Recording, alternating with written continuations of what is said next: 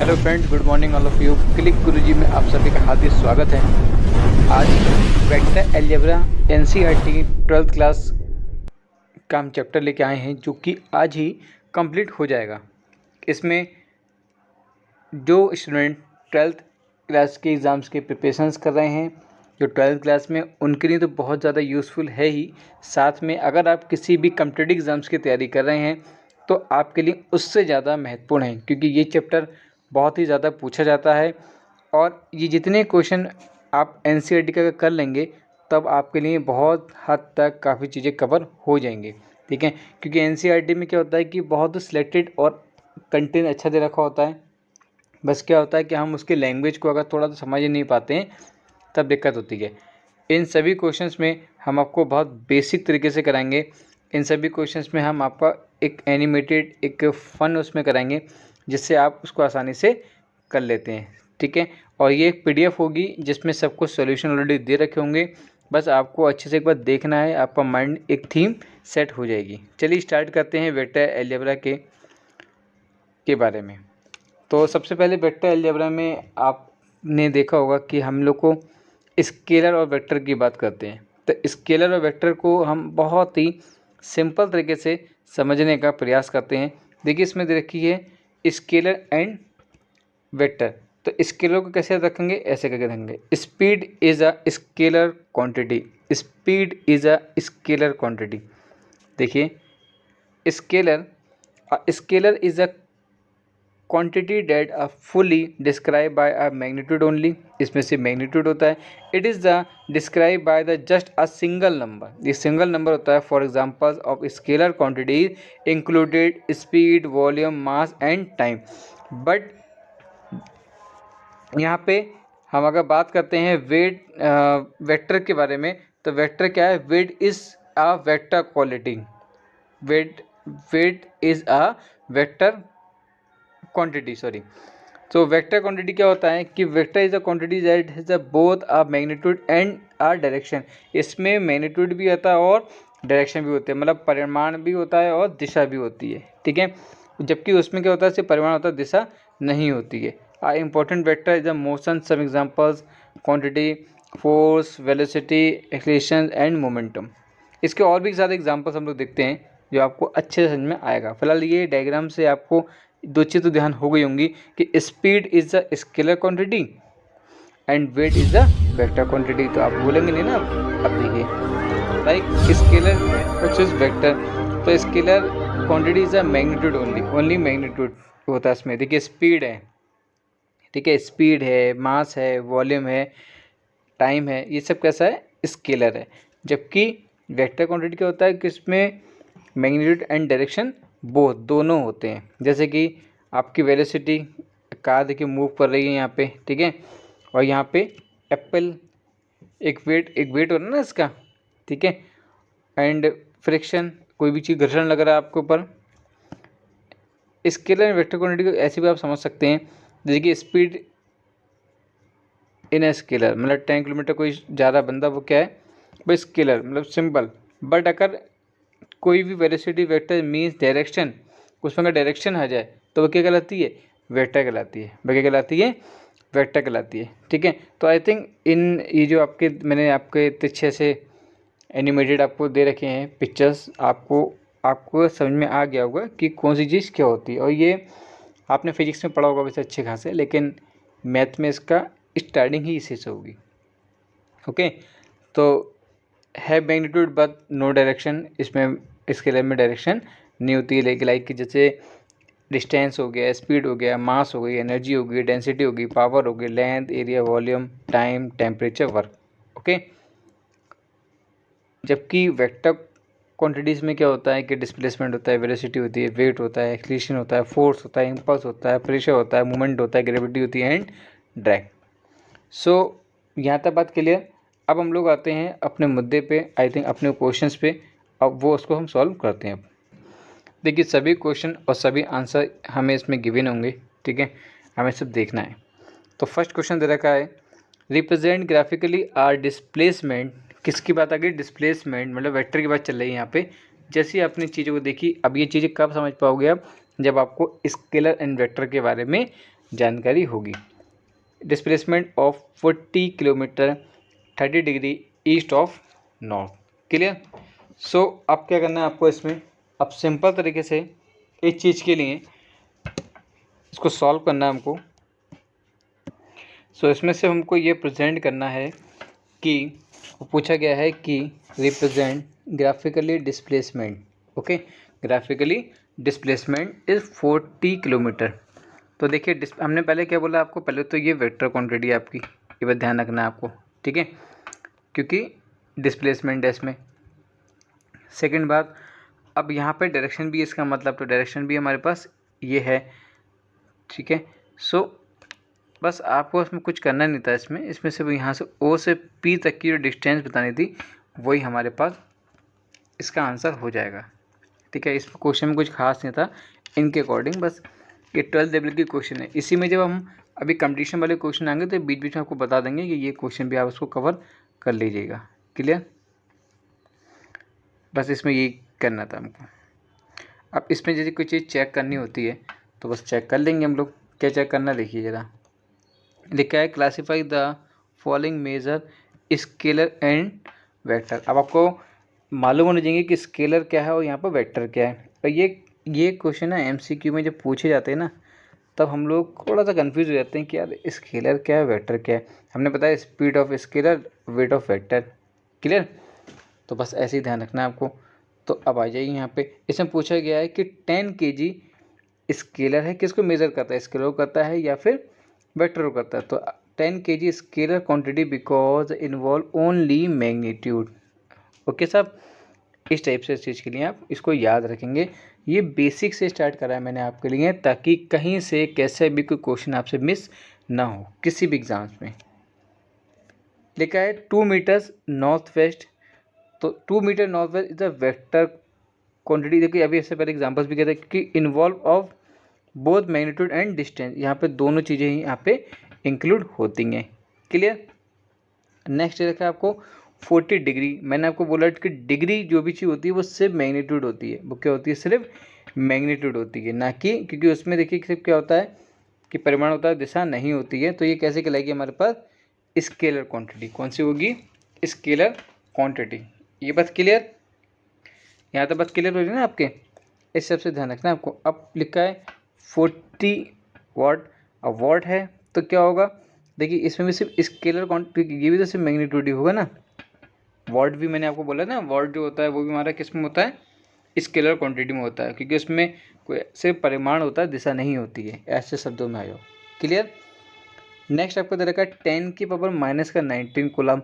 देखिए ये जो वैल्यू दे रखी है ना, इससे कोई मतलब नहीं होता है कि आप 20 दे रखा है, 30 दे रखा है। मेन होता है उसकी यूनिट से, कि मीटर में है, केजी में है, कूलम में है, डिग्री में है, वाट में है, मीटर पर सेकंड में, डिपेंड ये होता है। डिजिट से कोई मतलब यहाँ पर नहीं होता है। तो आपको मैं बता दूँ कि जो कूलम होता है वो भी स्केलर क्वान्टिटी होती है, क्योंकि उसमें से मैग्नीट्यूड होता है, ठीक है, डिस्टेंस नहीं होती है, ठीक है। अब ये सब चीज़ें आपको जब भी मालूम होगी ना, जब आपने इससे पहले लीजिए मैंने आपको इमेज अच्छे समझाई थी, चाहिए तो उस इमेज का आप कहीं ना कहीं स्क्रीनशॉट लेके रख लीजिए या कहीं पे नोट कर लीजिए, आपको बहुत ज़्यादा हेल्पफुल रहेगी। क्लियर। एक क्वांटिटी हमारे पास बची है 220 मीटर पर सेकेंड, ठीक है। तो आपको मालूम है कि ये जो होती है हमारी वेक्टर क्वांटिटी होती है मीटर पर सेकेंड, क्योंकि इसमें स्पीड भी है और मतलब इन्वॉल्व है इसमें, दोनों चीज़ें, डायरेक्शन भी है और मैग्नीट्यूड भी है। सो इस टाइप से आपको ध्यान रखनी पड़ेगी। आई थिंक आपको इतनी चीज़ क्लियर हो रही होंगी, और क्लियर अगर हो रही हैं तो प्लीज़ एक बार ना चैनल को लाइक और सब्सक्राइब करना बिल्कुल मत भूलिएगा, ये मेरी आपसे छोटी सी रिक्वेस्ट है। नेक्स्ट आपके आते हैं, देखिए मैं इसलिए ये बोर्ड पे नहीं कराया क्वेश्चन, क्योंकि ये बहुत बेसिक क्वेश्चन है और इसको यहीं के ही समझ लेते हैं हम लोग, ठीक है। इसमें हम कम टाइम में ज़्यादा क्वेश्चंस को कवर कर लेते हैं। अब लिखा है classify following as scalar and vector quantities, time period, distance, force, velocity, work done. तो अब क्या करना है आपको, अब आपको ये आ जाइए, अब टाइम पीरियड है ना, टाइम पीरियड है तो टाइम पीरियड क्या होता है, देखिए टाइम पीरियड स्केलर क्वांटिटी, क्योंकि इसमें सिर्फ क्या होता है बेटा, ओनली फॉर मैग्नीट्यूड। क्या होता है, only for magnitude. Time period में स्केलर क्वांटिटी होती है, इसमें डिस्टेंस नहीं होती है। टाइम में डिस्टेंस को ना होता है, टाइम तो भाई टाइम है, अपने अकॉर्डिंग चल रहा है वो। डिस्टेंस, अब डिस्टेंस पे आते हैं तो डिस्टेंस मैंने आपको बताया क्या होती है। डिस्टेंस भी हमारे पास सिर्फ क्या होती है, मैग्नीट्यूड होती है। ठीक है, क्या होती है, मैग्नीट्यूड होता है। सिर्फ डिस्टेंस है तो डिस्टेंस ही है ना, इसमें आपको क्या कर सकते हो आप। फोर्स, अब फोर्स क्या होता है ना, फोर्स में भाई देखो वेक्टर क्वांटिटी में होता है, मतलब इसमें मैग्नीट्यूड भी होता है और डायरेक्शन दोनों चीज़ होती है। जब आप कोई फोर्स कहीं तो लगाओगे ना, सपोज करो कोई बेड खिसका रहे हो आप, तो कहीं तो खिसका के लगाओगे ना, ऐसे करो कहीं फेंक दोगे उसको आप, मतलब क्या होगी आपकी, उसमें डायरेक्शन का यूज़ हो रहा है। क्लियर। नेक्स्ट आपके लिए दे रखा है velocity. Velocity is a vector quantity involve the magnitude as well as direction. देखिए वेलोसिटी में क्या होगा कि डायरेक्शन भी होगी और क्या होगा आपका संग, मैग्नीट्यूड भी होगा। ठीक है। डिस्टेंस का जरूर ध्यान रखना, डिस्टेंस में कभी कभी हम लोग ना डायरेक्शन और डिस्प्लेसमेंट में सब में कन्फ्यूज होते हैं, तो ये चीज़ ध्यान रखना है, यहाँ पे बहुत पूछा जाता है क्वेश्चन। लास्ट है आपका वर्क डन। जो वर्क डन होता है वो स्केलर क्वांटिटी होती है भाई, मतलब उसमें कोई ऐसा तो हो नहीं कि डायरेक्शन तो है नहीं उसकी, वो तो आपका काम है, आप अपने काम के अकॉर्डिंग उस पर काम कर रहे हो। क्लियर।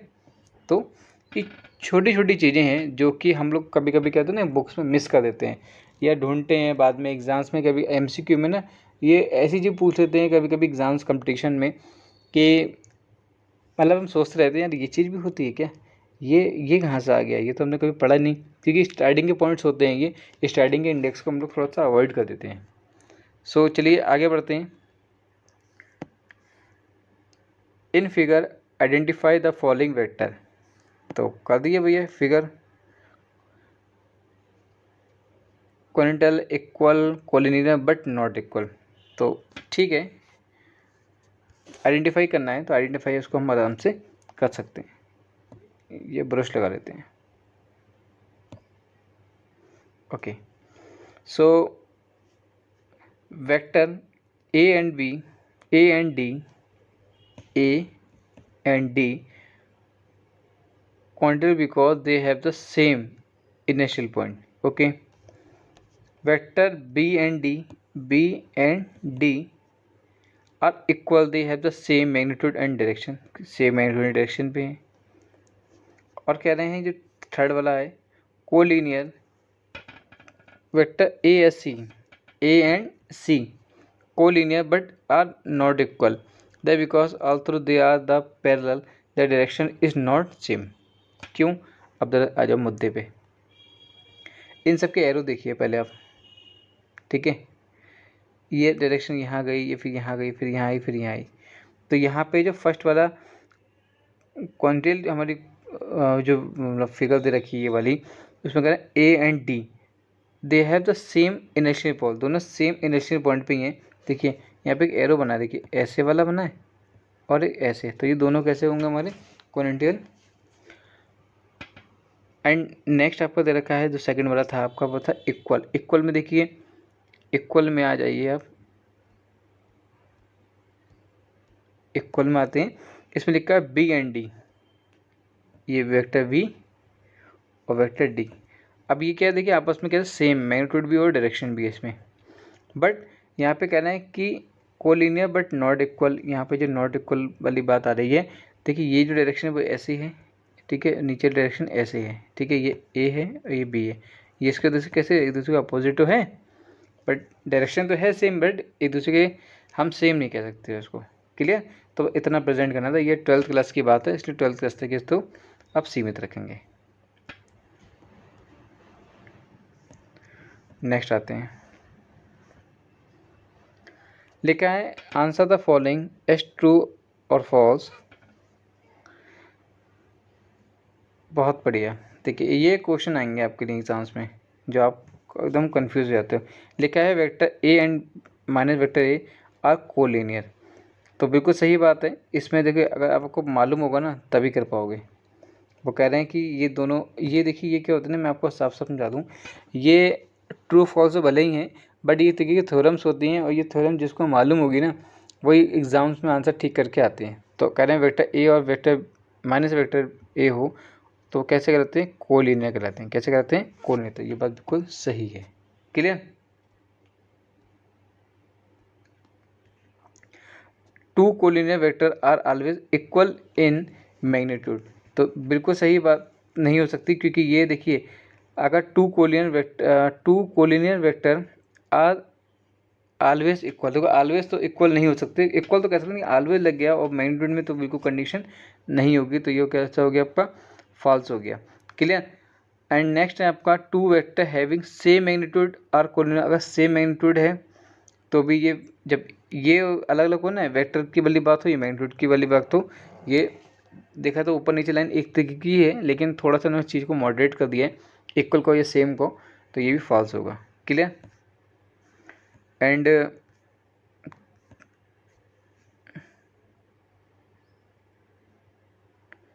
ठीक है, are two collinear vector have the same magnitude are equal, ये बात बिल्कुल सही है, ये ट्रू हो जाएगा हमारा। नेक्स्ट क्वेश्चन पे आते हैं। क्वेश्चन एक्सरसाइज हमारी थोड़ी सी अब थोड़ी चेंज हो जाएगी। बहुत ही सिंपल और बहुत ही बढ़िया क्वेश्चन। एग्जाम्स में 100% मिलेंगे आपको, चाहे कंपटीशन एग्जाम की तैयारी करो, चाहे 12th की एग्जाम की तैयारी करो, किसी भी एग्जाम्स की तैयारी करो, ये आपको 100% मिलेंगे। तो लिखा है compute the magnitude of a following vector, compute the magnitude of the following vector. तो आपको वेक्टर ए तरह का है, वेक्टर बी तरह का है, वेक्टर सी तरह का है। क्लियर। तो कुछ भी नहीं करना था आपको, सी को नोट डाउन करना है, सब पे कैप लगा दिया, हमने सबको मॉड निकाल लिया, एक बार मॉड ए निकालिए, एक बार मॉड बी निकालिए, एक बार मॉड सी निकालिए। क्लियर। तो सबके मॉड निकालना आपको आते हैं। मॉड का लोगे सब पे वेक्टर लग जाएगा, सब पे स्क्वायर हो जाएगा, सब पे वेक्टर हो जाएगा, सब पे स्क्वायर हो जाएगा।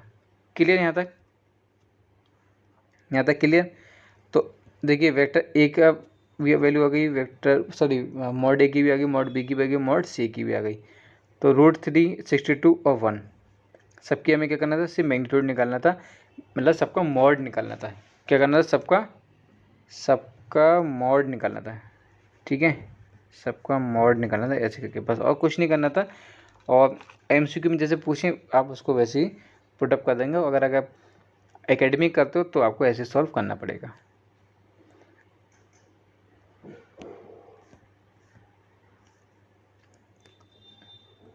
Right two different vector having same magnitude. ठीक है, मैग्नीट्यूड निकालना है, हमने फिर बोला आपको क्या करना है, आपको कुछ भी नहीं करना है, आपको इसमें मॉड निकालना है।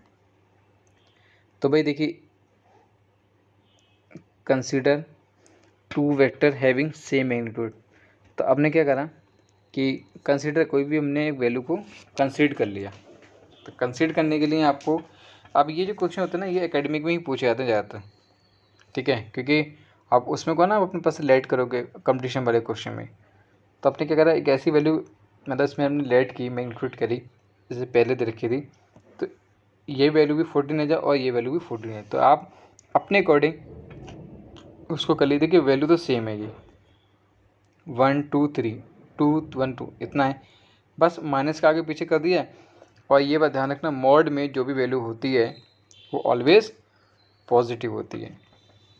तो इसलिए कोई ऐसी दिक्कत वाली बात नहीं है, इतना कॉमन सेंस आप लोग यूज़ कर लेते हो, हमको मालूम है, तो इसको सिंपल तरीके से ऐसे कर लोगे आप। नेक्स्ट रखा है write two different vector having same direction.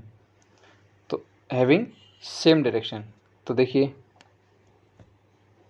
इसमें कंसिडर कर लिया अपने पास से, वो कह रहे हैं सेम डायरेक्शन, डायरेक्शन वाली बात आ गई यहाँ पे, मैग्नीट्यूड वाली बात खत्म हो गई है। तो हमने पी वेक्टर पी मान लिया i + j + k और q मान लिया 2i + 2j + 2k। तो the direction cosine of vector p are given by, the direction cosine of vector p are given by, तो L 1/1 का स्क्वायर प्लस 2 1 का square, सबको हमने क्या कर लिया, हमने मॉड ले लिया। क्योंकि ध्यान रखिएगा जब भी कभी डायरेक्शन के लिए पूछें तो इस टाइप से आपको लिखना होता है कोसाइन के फॉर्म में। तो हमने L निकाल लिया, M निकाल लिया और N निकाल लिया, सबकी वैल्यू देखिए सेम आ गई, सबकी वैल्यू कैसे आ जाएगी, सेम आ जाएगी। इसी प्रकार से एक बार हमने इसको फाइंड आउट करा, तो इसकी वैल्यू को हमने लिख लिया, तो इसकी वैल्यू ये भी आ गई, ये आ गई एंड ये, तो इक्वली आ रही ना। और पूछा ही गया था कि how write two different vector having same direction. तो हमने कोई भी ऐसी वैल्यू को लेट करा कि जिसमें इनकी जो डायरेक्शन और कोसाइन है वो हमारे बिल्कुल इक्वल आ जाएँ, ठीक है। तो इस टाइप के क्वेश्चन भी एग्जाम्स में मिल जाते हैं कंपटीशन में, बट एकेडमिक में तो आने ही आने, इसमें तो दो राय नहीं है, आपको करना है। बेसिक चीज़ें हैं, अगर आपको ये नहीं पता होगी ना तो आगे फिर आपको दिक्कत आएगी। स्टेप बाय स्टेप हम लोग कर रहे हैं, तो जो लोग कंपटीशन की तैयारी कर रहे हैं ना उन लोग के लिए बेनिफिट ये है कि कहीं ना कहीं उनको रिवीजन हो रहा होगा। नेक्स्ट दे रखा है find the value of x and y so that the vector 2i plus 3j and xi plus yj are equal, ठीक है। तो करस्पॉन्डिंग, अरे ये तो फ्री के नंबर है भाई, इसमें क्या पूछा गया था, है the required value of x और वाई, एक्स एंड वाई की। तो एक्स की वैल्यू यहाँ पे क्या है 2 है और वाई की क्या है 3 है, बस ये हमारा आंसर। फ्री के नंबर होते हैं कुछ जगह तो क्वेश्चंस में हम लोग को, सॉरी।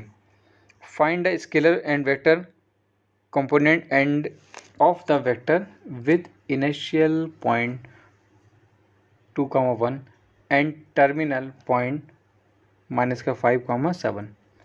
तो आंसर दे रखे हैं इसमें, हम देखो ऐसे क्या करना है, क्या इसमें कुछ भी खास नहीं करना था, ये की ही बात खत्म हो जाएगी। थोड़ा नीचे कर लेता हूँ क्वेश्चन, ये रहा, क्लियर। सो क्या करना था इसमें, जैसे हमने कोई वैल्यू, हमने वेक्टर क्वांटिटी, हमने इसको p मान लिया, इसे q मान लिया, ठीक है। तो पता है p और q जब लेते हैं तो सेकंड में से इसको घटाते हैं। इसे हमने कह दिया x1 y1, इसे कह दिया x2 y2, ठीक है। तो हमने सेकंड वाली वैल्यू में से फर्स्ट वाली वैल्यू को घटाया, फॉर्मूला लगा दिया x2 minus x1 plus y2 minus y1, ठीक है। तो जब आप करोगे तो सिंपल तरीके से ना, आपके पास सिंपल तरीके से हमारे पास ये आ जाएगा सॉल्व करने के बाद। तो जब ये आ गया तो ये तुम्हारा आंसर है। तो इसमें पूछेगा कंपोनेंट, तो ये -7 और ये +6, ये हमारा हो गया, क्या हो गया बेटा, आंसर। तो इतना ही सही करना, तो कुछ आपको इसमें अलग से करने की ज़रूरत है ही नहीं। नेक्स्ट देखिए, the find the sum of vector, find the sum of vector this ABC दे रखा है, सम ऑफ वेक्टर। तो कुछ करना नहीं है भाई, इस सबको ऐड कर लो, सबको कर लो ऐड, ये आ जाएगा आपका आंसर, बस हो गया आंसर। कुछ करना ही नहीं था इसमें, तो ये तो फ्री के नंबर है। लिखा है find unit vector in the direction of vector this one. Unit vector वाला क्वेश्चन यहाँ आता है ना, वो समझ लो फ्री के नंबर होते हैं, क्योंकि इसमें खाली ध्यान रखो फॉर्मूला, ये क्या ध्यान रखना, फॉर्मूला खाली वेक्टर ए कैप वाला, फिर वेक्टर ए मॉड ए, बस एक बार इसको लिख दो ऐसी जैसे लिखा है, इसी का मॉड निकाल दो, इसी का मॉड निकाल दो, इतना आ जाएगा। तो सबके मल्टीप्लाई कर लो, जहाँ से भी एग्ज़ाम्स में पूछा जाए, एमसीक्यू में आ जाए या वैसे आ जाए। अगर डिस्क्रिप्टिव में आता है तो लिख के दिखा दो, एमसीक्यू में देख लो कैसे आंसर पूछ रहा है, उसी के अकॉर्डिंग उसको टिक लगा के आ जाना, ठीक है। बस ये फॉर्मूला ध्यान रखना भाई, और कुछ ध्यान नहीं रखना इसमें।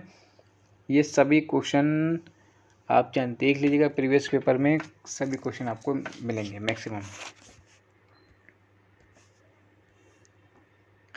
Find the unit vector in a direction of vector PQ where P and Q are the points A 1, 2, 3 and 5, 6। भाई देखिए सेम क्वेश्चन वैसे ही है अभी जैसे पीछे आपने किया था, ठीक है, सेम वैसे ही क्वेश्चन है। हमने क्या करा, इसे पी क्यू माना, इसे पी से क्यू उलट कर लिया, बड़े में छोटा घटाओ, एक एक करके इसमें आप लेस करते रहो, इतना आ गया, इसका मॉड निकाल लो, ये वैल्यू आ गई। बस इतना ही करना था। हमने क्या कहा था कि वेक्टर ऑफ डायरेक्शन वेक्टर 1, ठीक है। तो पी क्यू जैसे यूनिट वेक्टर में भी आपने किया था बेटा, सेम वैसे ही इसको आप कर लेना, आपका आ जाएगा आंसर, ठीक है। बस इतना इतना करना है, कुछ भी नहीं करना है। ये क्वेश्चन फ्री के मार्क्स एग्ज़ाम में दिलाते हैं, चाहे एकेडमिक की तैयारी कर रहे हो या फिर आप कंपटीशन की तैयारी कर रहे हो।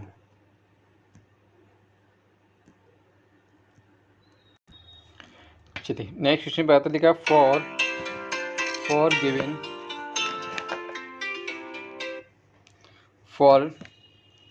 गिवन वेक्टर ए वैल्यू दे रखी है, बी की दे रखी है। इसमें दो चीज़ पूछी गई हैं, पूछा गया unit vector in direction of vector A plus B. देखिए ये ना क्वेश्चन जहाँ इस टाइप क्वेश्चन मिल रहे हैं, मैं समझ रहा हूँ आपको आपसे आपके लिए बहुत सिंपल चीज़ें बन जाती हैं और उसका आप यूटिलाइज़ करना है। खाली आपको कुछ भी नया नहीं करना होता, बस आपको समझना है, एक बार आंसर आपके सेकंड्स में आ जाएगा। देखिए कैसे, इनको एक बार ऐड करना है ना, आप इनको एक बार ऐड कर लीजिए। हमने ए प्लस बी को ऐड कर दिया, ये तो सब लिख लो आप, क्योंकि आप अगर कंपटीशन की तैयारी नहीं करते हो, 12th में हो, तो ऐसे लिखो पूरा। लेकिन आप किसी कंपटीशन की तैयारी कर रहे हो, साथ में आप जैसे कि जेई मेंस किसी का डाल रखा है या यूपीटी जिसके भी आपने कर रखा है, तब थोड़ी वैल्यू को शॉर्ट कर लेंगे वो। मतलब उसमें जितने जल्दी आप जितना कम उसमें आप कर सकते हो उतना आप कर लो। जितनी वैल्यू आपको निकल के आई ना इसके, इसी का लिए मॉड निकालना है आपको। ठीक है, क्या निकालना है? इसी का मॉड निकालना है, फिर वही फॉर्मूला लग जाएगा आपका। याद आ रहा है आपको? वैसे ही करके खाली बस क्लियर। बस इसमें आपको ये सब चीज़ दे रखी थी, इसी को आपको खाली लिखना है। ठीक, ये फ्री के नंबर होते हैं और इसे तुरंत बटोल के रख लिया करो। नेक्स्ट क्वेश्चन पे आते हैं। The vector of direction the magnitude, बस मैग्नीट्यूड निकालना है इसमें, तो और सिंपल क्वेश्चन है यार, और आपके लिए हेल्प बढ़िया रहेगा। थोड़ा बड़ा कर देता हूँ। देखिए ये आपकी दे रखी वेक्टर क्वांटिटी, ठीक है, इसे हमने लेट कर लिया ए में, इसका निकाल लिया मॉड आपने, इसको यहाँ तक आपने कर दिया सॉल्व। अब ये आंसर नहीं आ गया, ठीक है, ये आपका आंसर नहीं है, यूनिट आपने निकाल ली, लेकिन अभी किसी इक्वल भी तो है। तो अब क्या करना है, इसके बाद सेकंड स्टेप क्या है, ठीक है, hence the vector of direction vector this one magnitude 8 unit is given by. देखिए यहाँ पे आइए, 8 वेक्टर ए, इसकी वैल्यू आपको पास पता है, आपने खुद ही अभी निकाल ली है। इन सब की चाहो तो मल्टीप्लाई कर दो, चाहे उसको वहाँ भी छोड़ सकते हो, अगर आप उसको या भी छोड़ दो या फिर इसको मल्टीप्लाई कर लो, दोनों ही तरीके से दोनों चीज़ें ठीक हैं, कोई इसमें दिक्कत वाली बात नहीं है। अब आंसर फाइनली मैंने आपको फिर बताया कि एग्ज़ाम्स में देख लिया करो कि कैसे पूछा गया है। डिस्क्रिप्टिव में लिखना है तो भाई इसको आप पूरा लिख के दिखा दो। कंपटीशन में पक्का कहीं एमसीक्यू वाले में अगर दिख रहा है तो उसको वैसे सॉल्व कर दो, जैसे भी करना कुछ नहीं था, सिर्फ आपको यहाँ पे जो 8 हमारे पे जो कैप आया था, इसकी वैल्यू जो आपने निकाली थी ना, ए और मॉड ए, बस इसकी वैल्यू को आपको पुट करना था, कुछ भी नहीं करना था। क्लियर? यहाँ तक क्लियर होना, क्वेश्चन को क्लियर होना सारा कुछ। तो इसके साथ साथ चैनल को लाइक और सब्सक्राइब करना बिल्कुल भी मत भूलिए और साथ में करते भी जाइए। अब देखिए लिखा है so that the vector this one and this one, क्या पूछा गया है? कोलिनियर। देखिए ये collinear, vector, unit, scalar, magnitude, ये ऐसा ना 5-6 चीज़ें हैं, इसमें से 2 से 3 चीज़ें हमें हर जगह मिल जाती हैं, हर क्वेश्चन पेपर में मिल जाएंगी। तो आपको क्या करना है ना, बस एक बार ठीक से देखना है इसको, आपको यहीं कहीं बहुत चीज़ें क्लियर हो जाएंगी, आपका माइंड सेट हो जाएगा कि पूछा किससे क्या जाता है। ठीक है, हमने लेट कर लिया, इसको ए कर लिया, इसको बी कर लिया। ऑब्जर्व डेट हमने कहा ना कि ऑब्जर्विंग डेट, सो बड़े में से छोटे को, मतलब सेकंड वाले में से फर्स्ट वाले को, इसको सब्ट्रैक्ट कर देंगे अब। ठीक है, तो सिंपल तरीके से आपके पास एक वैल्यू हमारे पास आ जाएगी।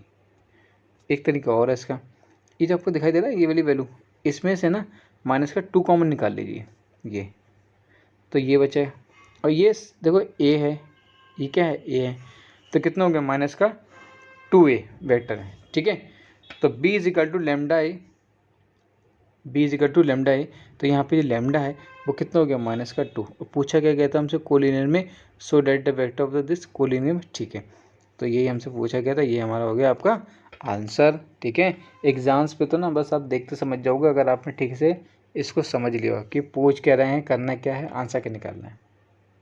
चलिए आगे बढ़ते हैं क्वेश्चन पे। लिखा है find the direction cosine of vector I plus 2j plus के। ठीक है, क्या पूछेगा? कोसाइन। अब कोसाइन आ गया ना तो समझ लो मज़ा आ गया आपको। हमने लेट कर लिया, इसका मॉड निकाल लो, और जब जब दो चीज़ निकाल लोगे ना तो क्या करना है आपको? आपको कुछ नहीं करना था, मैंने आपको बताया था वो एल एम वाला, एल एम और एन वाली कंडीशन, सॉरी n वाली, तो कुछ इसमें ये देखो यहाँ पे क्या i+2j+3k था, तो हम लोग इसका मॉड भी निकाल लिया।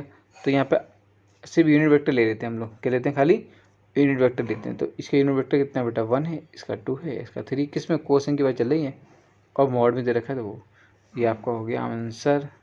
ठीक है, फ्री के नंबर हैं, बटोलते चले जाओ उसको।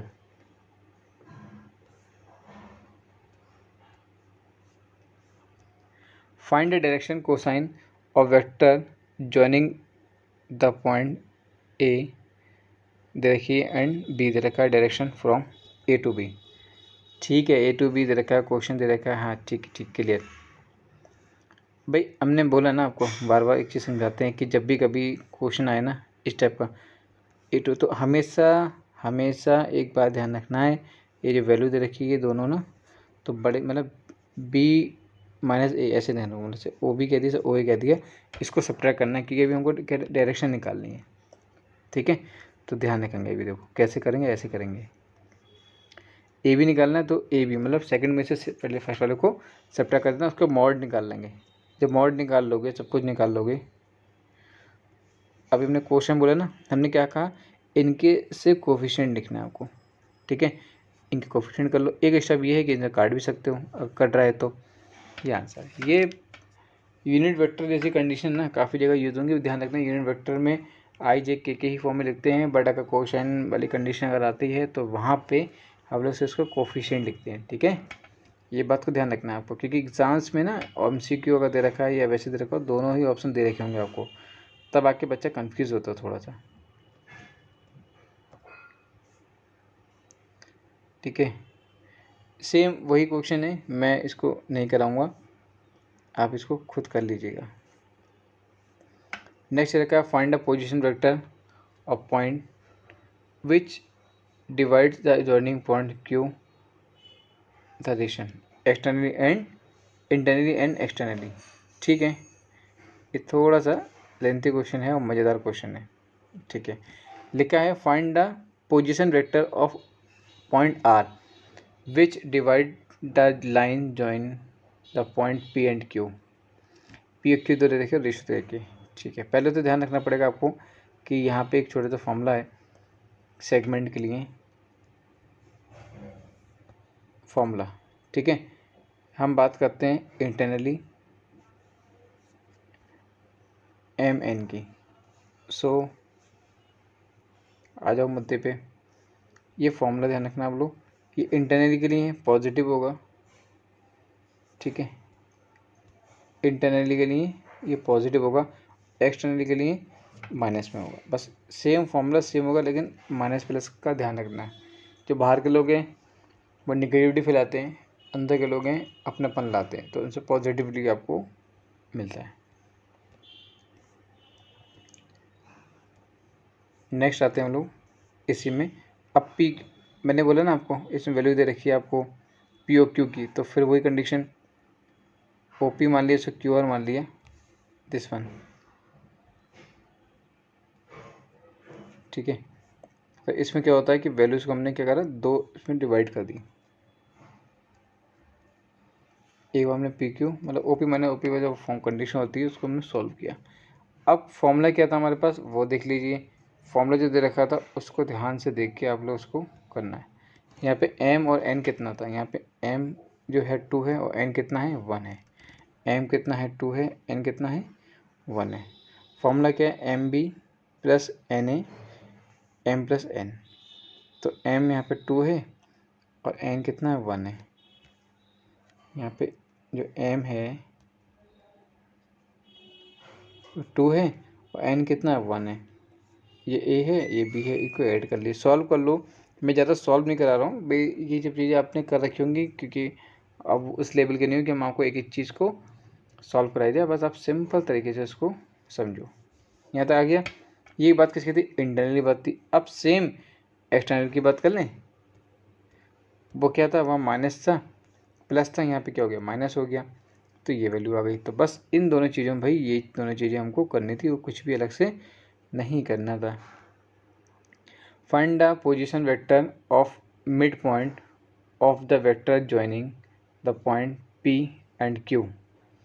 तो बस फिर वही कंडीशन आ गई आपके लिए, किसकी, मिड पॉइंट की वाली बात आ गई। तो मिड पॉइंट के लिए क्या करते हैं, दोनों वैल्यू को ऐड करो और 2 से कर दो उसको डिवाइड, दोनों वैल्यू को ऐड करो और 2 से कर दो उसको डिवाइड। ठीक है, जैसे मिड पॉइंट करते ना x + y/2 करते थे, तो बस वही है, सेम ये, इन दोनों वैल्यू को आपने ऐड किया, इसको आपने कर दिया 2 से डिवाइड। क्लियर, आपका आंसर आ जाएगा। नेक्स्ट रखा है आपको, so that the point A B C with position vector this one. ठीक है, बी की दे रखी है, सी की दे रखी है, from the vector the right angle triangle. Right angle वाली बात चल रही है, राइट एंगल बना लो जल्दी से, लो बना लिया राइट एंगल। इसका नामकरण कर दो, इसे ए कह दो, इसे बी कह दो, इसको सी कह दो। तो हमने क्या करा, पहले हमने ए बी को सॉल्व कर लिया, पहले हमने ए बी को सॉल्व, तो हम बी माइनस ए तो करते हैं हम लोग, है ना। इसके सामने की बी है, इसके सामने की ए है, इसके सामने सी है, तो क्या करते हैं, उल्टा करते हैं।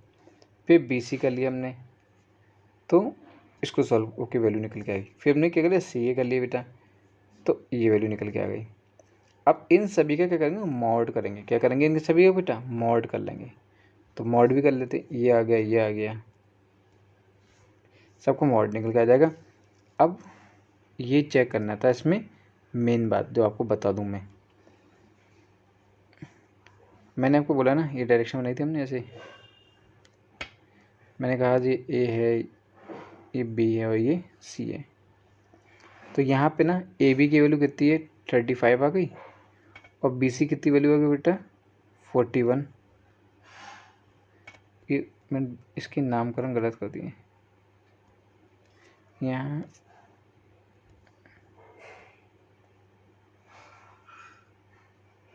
ए बी सी ऐसे करो, इनके अकॉर्डिंग कर लेते हैं। तो यहाँ पे ए बी कितना है, ए बी 35 है, बी सी कितना है 41 है, और सी ए कितना है 6 है। तो और एंगल कितना होता है कि अगर हम लोग हाइपोटेन्यूज का स्क्वायर करते हैं तो ये दोनों वैल्यू हमारी ऐड हो जाती हैं, प्लस सेम होती है, या फिर इनको सेम, तो कहीं ना कहीं सब हमारे कौन सी वैल्यू बनेगी, रेक्टेंगल। ये क्योंकि ये वैल्यू बड़ी होती है, ये दोनों वैल्यू छोटी होती हैं, बट इसके इक्वल होती है। ठीक है, समझ में आएगा ना आपके, बस समझ में आना चाहिए। वाह, दिखाया the angle A B C which not following is not true. भैया ये क्वेश्चन ना बहुत पूछते हैं एग्ज़ाम्स में, ठीक है, और ये वही बता पाते हैं जो इनको, जिसका आंसर,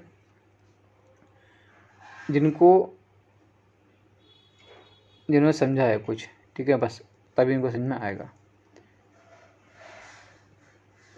थोड़ा सा लेंथी कंडीशन है, बट यहाँ पे मैं आपको इसका ना, कभी भी अगर ऐसे क्वेश्चन कंडीशन आ जाए तो उसको डायरेक्ट कुछ चीज़ ध्यान रखा करो, क्योंकि ये पेपर में ऐसे पूछेंगे, कंपटीशन में खासकर। सवाल भी बता दूंगा आपको मैं, ये तीनों कंडीशन इक्वल होंगी।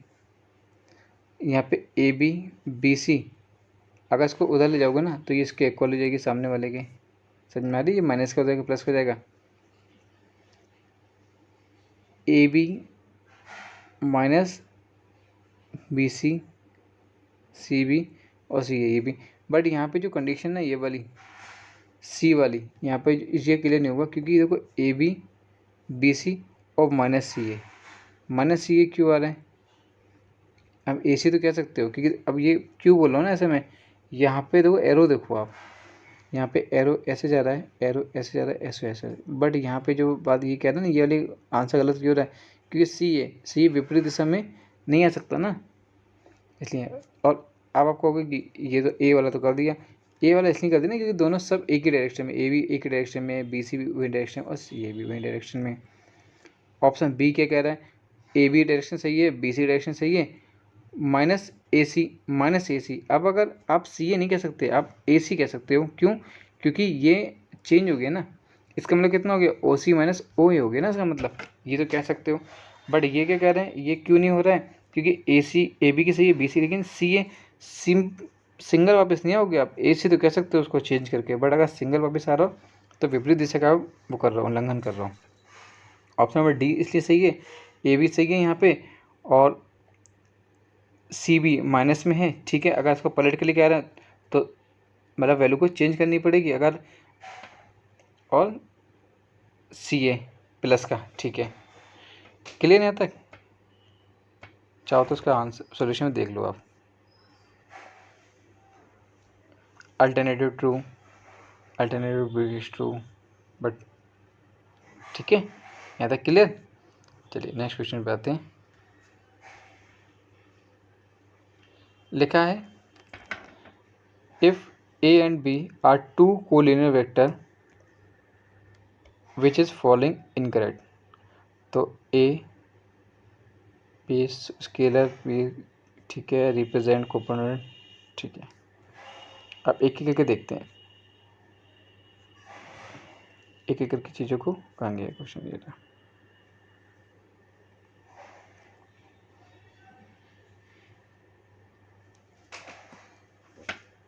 किधर गया प्रोपोर्शन दिया प्रोपोर्शन।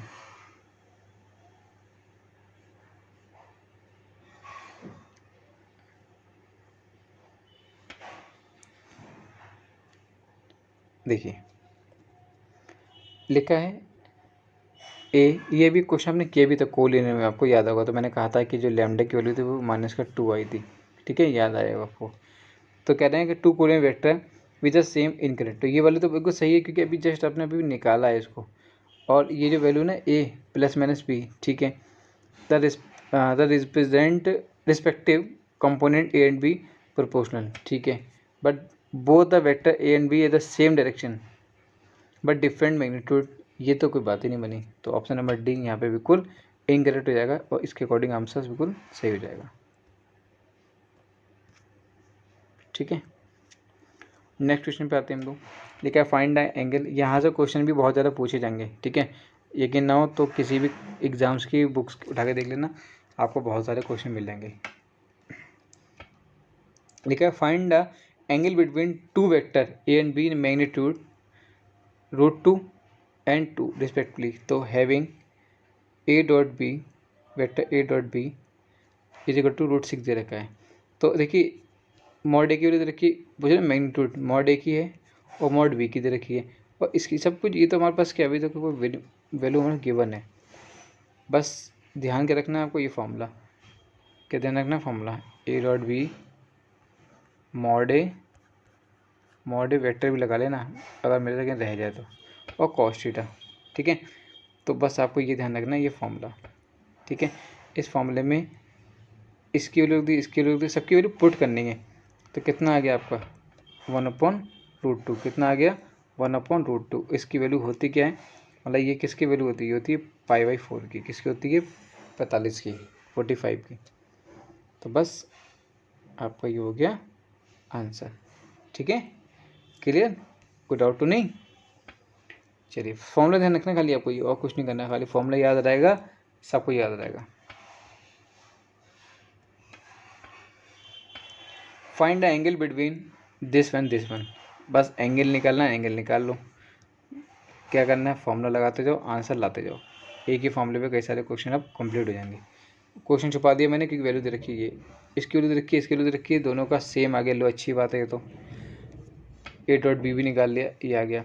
ये वैसा तरीका अच्छा है, पहले अलग निकाल लो वैल्यू, फिर आप इसमें क्या करो, सिर्फ पुट कर लो, फिर क्या कर लो, वैल्यू को पुट कर लो। तो कहते हैं ना पुट द वैल्यू निकाल the answer, put the value निकाल द आंसर। ध्यान रखना आपको, वैल्यू लगा दी, इसकी वैल्यू आ गई, इसकी वैल्यू आ गई।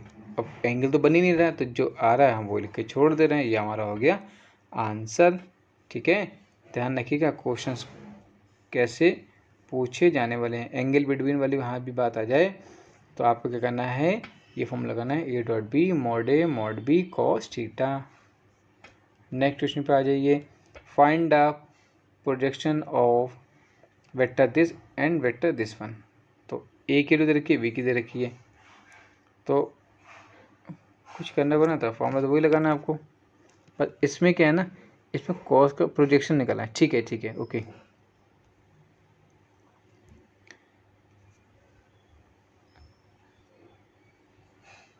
Find the projection A be given by. तो दोनों का उसका मॉड निकाल लिया, इसकी वैल्यू को हमने फिट कर दिया, तो सिंपल से तो जीरो आ रहा है ना। तो हैंस द प्रोजेक्शन वेक्टर क्या हो गया, जीरो हो गया। कितना हो गया, ये जीरो हो गया। बस ये तो देखा जाए तो क्वेश्चन शुरू होने से पहले ही हमारा ख़त्म जैसी कंडीशन में हो रहा है।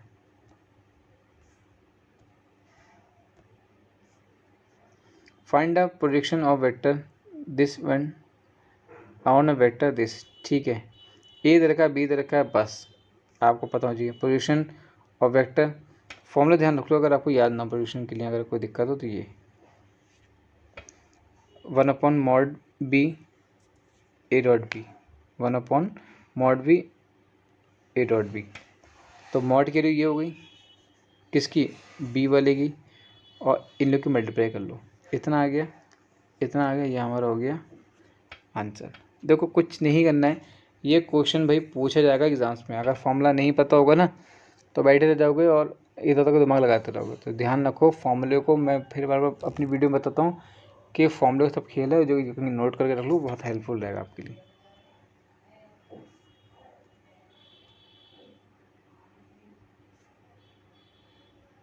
सो that each of given 3 vectors, 3 vector दे रखे हैं, 10 वेक्टर दे रखे हो। पूछा क्या गया है, जो पूछा गया वो बताओ। यूनिट वेक्टर क्या पूछा गया है, यूनिट वेक्टर। जैसे ये मिलता है ना, समझ जाओ आपके लिए बहुत बढ़िया चीज़ हो गई। ठीक है, ये आपको पूरा क्वेश्चन गिवन है। The mutually perpendicular each other, perpendicular each other. तो लेट ए की वैल्यू दे रखी है, बी की है, सी की है। इन सभी का क्या निकाल लो भाई आप लोग, मॉड। क्या निकालो, इन सभी का मॉड निकाल लो। मॉड निकालते ही देखो कितना कुछ परिवर्तन हो जाएगा। ये हमने मॉड निकाल लिया। ठीक है, देखिए एक ही चीज़ सॉल्व इसलिए करा रहे हैं हम लोग क्योंकि अब आप इस लेवल पे हो कि आप मल्टीप्लाई डिवीजन अच्छे से कर लोगे खुद। हमने मॉड निकाल लिया, सबकी वैल्यू इत्तेफाक से क्या आ गई, 1 आ गई। इन्वर्टर निकालने के लिए यूज़ करना था हमको, सबकी वैल्यू कितनी आ गई, 1। अब क्या करना है, पूछा गया 3 vectors unit vector, A dot B dot C और सी डॉट ए। तो ए डॉट बी निकालो, 0 आ गया, बी डॉट सी 0 आ गया, ए भी 0 आ गया। इससे बढ़िया क्या बात है आपके लिए, इससे बढ़िया क्या बात है आपके लिए, there has 3 vector are mutually perpendicular. Perpendicular आपको वैसे भी पता है क्या होता है, अगर नहीं पता तो देख लो। A dot B is equal to 0, कुछ याद आ रहा है। ठीक है, ऐसे कुछ परपेंडिकुलर वाला। क्लियर यहाँ तक, कोई डाउट तो नहीं, आगे बढ़ें। ओके, ठीक है, find A and B if A plus B